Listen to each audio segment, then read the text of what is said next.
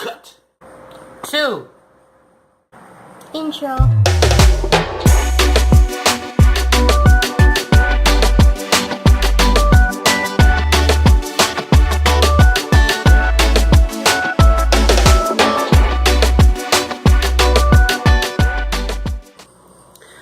Hello everybody, welcome to another episode of the Micronesian News Broadcast. Today we have a pretty interesting lineup, so please stay tuned. Missing passenger from AirNiugini Flight 73 was found. And just a brief look into what the Solomon Report is. In our first story, just last week, Chuuk was in the international spotlight when AirNiugini Flight 73 crashed into the waters in Chuuk Lagoon after an open-shot landing. Due to poor weather and limited visibility, the plane was in a very sticky situation. But with the overwhelming assistance of the local Chuukese, who rushed out into the ocean, all passengers and crew were presumed safe. Even sailors from the U.S. Navy, Underwater Construction Team number 2, was there to help out in the rescuing of the survivors. They even donated blood to some of the survivors who really needed it. So a big shout out and thanks to everybody who participated, from the U.S. Navy divers to everybody from the island of Chuuk who raced out in their mini boats to go out and help these people. Now, the survivor, the passenger that was found, he was found dead. Now, no official reports have been stated as to what his name is or where he's from.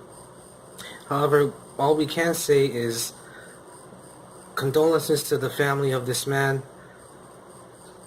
It's I would say it's a very hard thing to learn, that when one of your family goes out to a different land to work and you expect them to come back, but they just don't.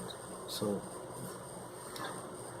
rest in peace and condolences to the family of this man. AirNiugini has released an official statement talking about the crash and its one victim.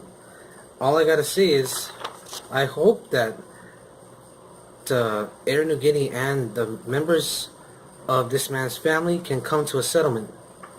What do you guys think, Micronesia? It's times like this, in times of distress, when we rush to help others and afterwards we look back. We remember those people who were lost. And if there's any lesson that can be taken away from this, it's that we should be grateful for being alive. Hey, this is Patrick, and on our second story, I want to talk about a recent visit of Bishop Curry. Now, if you don't know who Bishop Curry is, if you remember or if you watched the wedding of the British Prince Harry to Meghan Markle, he was the black preacher that was there that gave an amazing sermon. And he was in Guam just this week giving a talk about diversity and inclusion. And it is just like, I think it's like divine timing, because of all that's been happening, and we all understand, we all know all the bad press the Micronesians have been getting in Guam. So his message was very simple. Love God, love yourself, I think he said love God, love your neighbor, and then love yourself. So he talked a lot about community. No matter where you're from, what your background is, your race or whatever, we all have to learn. We must learn how to live in a community. And I think it is perfect, right on time for Guam, for Hawaii, for the hashtag Being Micronesia. I don't know if you want to call it a movement, but this is what we need to hear, that we're all human beings, like I've said so many times before. So let's just treat each other like human beings. Let's live by the golden rule. Let's take heed of Bishop Curry's recent visit, his message to love God, love your neighbor, and love yourself.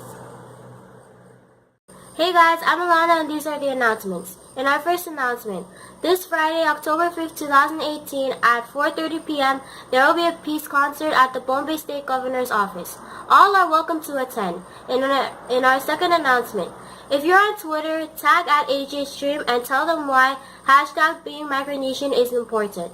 Also, tune into AG's stream for a live discussion. Now, here's Norma with the weather. Hey guys, this is Norman, and this is the weather for tomorrow. 31 degrees Celsius high during the day, and 24 degrees Celsius low during the night, with isolated thunderstorms and 30% chance of precipitation and 78% of humidity.